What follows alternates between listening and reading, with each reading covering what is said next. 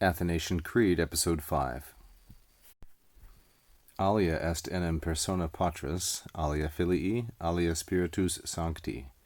Sed Patris et Filii et Spiritus Sancti una est divinitas, aequalis gloria coaeterna majestas. The authors of the Creed continue the definition of orthodoxy. For, indeed, now in fact, this is what enim means. It is a post-positive conjunction. Post-positive means that it cannot come first in its period or clause. For the person of the Father is one. That of the Son is another.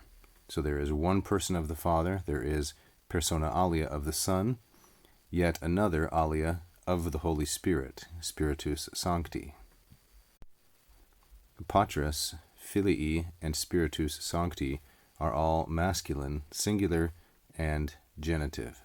Patris is a third declension noun, pater. Filii is from the second declension noun, filius, like so. And spiritus is the fourth declension noun. Spiritus is the nominative. Spiritus, with a long U, is the genitive.